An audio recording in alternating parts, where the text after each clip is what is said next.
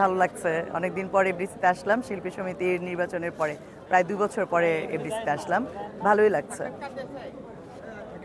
আসলে কোন দল আসলে মনে হয় যে ভালো হবে এই ফিল্ম ক্লাবের জন্য বা আসলে এটা তো যুদ্ধ না যে কি ভালো হবে কি খারাপ হবে। এখানে এমন কোনো উন্নয়নও নাই যে ফিল্ম ক্লাব এসে চলচ্চিত্রের কোনো উন্নয়ন করছে বা কোনো কিছু করছে। জাস্ট একটা ক্লাব করা হয়েছে ফ্যামিলি মেম্বারদের জন্য।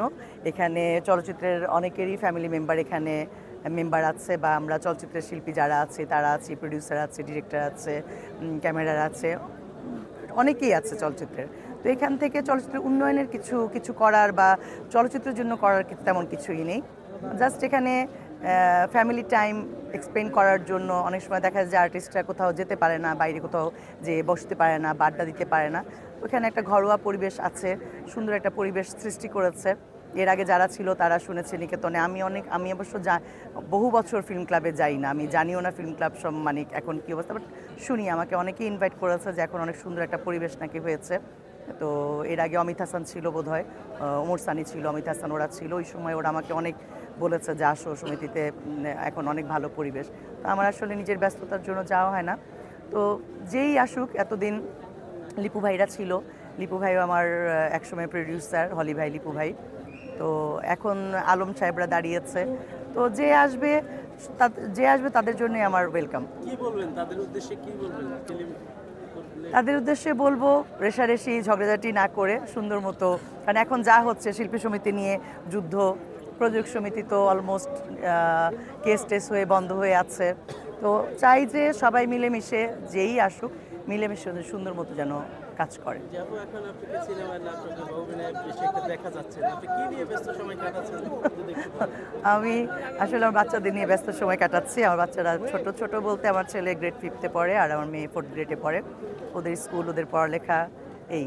আর স্কুল ছুটি যখন থাকে তখন দেখা যায় বাইরে চলে যাই।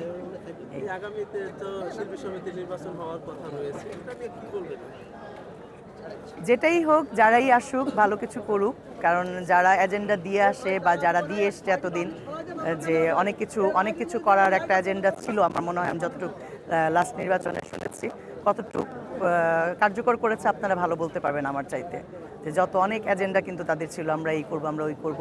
তো কতটুকু করেছে আপনারা ভালো জানেন আমার চাইতে। তো এটা মনে হয় আমাকে প্রশ্ন না করে আপনারা নিজেকে প্রশ্ন করেন যে এই লাস্ট 2 বছরে শিল্পী সমিতির কতটুকু উন্নয়ন হয়েছে, চলচ্চিত্রের কতটুকু উন্নয়ন হয়েছে, তাই না? তো আমি চাই যে যারাই এই আসলে শিল্পী সমিতির যে নির্বাচনে কেমন নেতৃত্ব আপনি আশা করেন ব্যক্তিগত? আমি তো দেখলাম একটা প্যানেল বোধহয়, আমি কালকেই ফেসবুকে দেখলাম মিশা ভাই আর দীপজল ভাই আর আছে। তো এরা তো জাদ্রেল নেতা। মিশা ভাই তো এক বাক্যে আমি বলবো যে উনি অনেকবার উনি প্রেসিডেন্ট ছিল, সেক্রেটারি ছিল। তো ওনার মতো অর্গানাইজড, মানে এত সুন্দরভাবে অর্গানাইজেশন, উনি নেত্রী বা নেতা হওয়া কিন্তু এত ইজি না, তাই না? আপনি শিল্পী হতে পারেন, অনেক ভালো অভিনেত্রী হতে পারেন, যে কোনো একটা সংগঠন চালানো কিন্তু মানে অনেক মানে পরিপক্ক একজন লোকের দরকার আমি মনে করি। তো অর্গানাইজেশন চালানো কিন্তু এত ইজি না। আপনি আপনার ব্যবসা প্রতিষ্ঠান চালানো আর এই ধরনের প্রতিষ্ঠান চালানোর মধ্যে কিন্তু আকাশ পাতাল তফাৎ আমি মনে করি। আমার ছোট্ট ক্ষুদ্র অভিজ্ঞতায় আমি এটা বলবো। তো মিশা ভাইয়ের জন্য তো শুভকামনা রইল। দীপজল ভাই তো এর আগেও ছিল শিল্পী সমিতিতে। তো তাদের জন্য অনেক শুভকামনা। এরপরে আরেকটা প্যানেল কি আসবে আমি জানি না, এদেরটাই এখন পর্যন্ত জেনেছি। আর কি আরো কিছু বলার আছে? আপনি এফডিসিতে আসলে সবথেকে বেশি কোন জিনিসটা মিস করেন? সব কিছুই মিস করি, কোনো কিছু নাই যে মিস করি না। এই যে জনাজীর্ণ অবস্থা শিল্পী সমিতির, পরিবেশ তো বলার আর অপেক্ষা রাখে না। আপনারাও দেখছেন যে আজকে একটা নির্বাচন, বাইরে থেকে এত বাইরের লোক ঢুকেছে, কারা যে বাইরের আর কারা যে আমাদের চলচ্চিত্রের, মানে কোথাও দাঁড়ানো যাচ্ছে না। সবার হাতে মোবাইল নিয়ে দাঁড়িয়ে যাচ্ছে, একটা ছবি তুলি। ঠিক আছে, আমরা শিল্পী, আমাদের সাথে দর্শক ছবি তুলতে চাবে, এটাই স্বাভাবিক। কিন্তু তারপরেও একটা ক্লাস আমি মনে করি যে একটু মেনটেন করে মানুষের চলা উচিত, একটু মেনটেনভাবে থাকা উচিত। আর চলচ্চিত্রের শুটিংটাকে তো মিস করি, এফডিসির পরিবেশটাকে মিস করি। আর আমাদের সময় যে পরিবেশ ছিল, আমরা যে পরিবেশে কাজ করেছি, আদৌ সেই পরিবেশ চলচ্চিত্রে ফিরবে কিনা জানি না। এই আপুকে আসতে দেন, একটু আসতে দেন, ওনাকে আসতে দেন। বাংলা বাইর হচ্ছে কালকে মৃত্যুবার্ষিকী। আচ্ছা হ্যাঁ, আমার একটু লাগবে নিউজ করছি তো। আচ্ছা। এখনোই নিয়ে নেই, এখানেই নিয়ে নেই। নিবেন না আলাদা করে নিবেন? আচ্ছা, আপনি দাঁড়ান, আমি এটা শেষ করে নিই। আর কিছু আপনাদের জি জি, আপনি সবশেষে বক্তব্য শুভাকাঙ্ক্ষীদের উদ্দেশ্যে বলে শেষ করুন। ভক্তদের জন্য বলবো, কাজ করেছি আগে, ভক্তদের ভালোবাসা নিয়ে এখন পর্যন্ত বেঁচে আছি। কারণ আমি তো বহু বছর কাজ করি না, এখনও ভক্তরা দর্শকরা দেখলে যে ভালোবাসা উজাড় করে দেয়, এটা আমার আসলে অনেক, তাদের কাছে আমি কৃতজ্ঞ।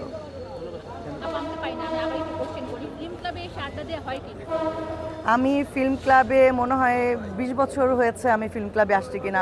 আমি যখন মেম্বার হয়েছিলাম, যখন KMR মঞ্জুর সাহেব, আপনারা চিনবেন কিনা আমি জানি না, আমার একজন প্রডিউসার ছিলেন উনি, অভিসার সিনেমা হলের মালিক ছিলেন ওনারা, হ্যাঁ, অভিসার নেপচুন যে সিনেমা হল ছিল।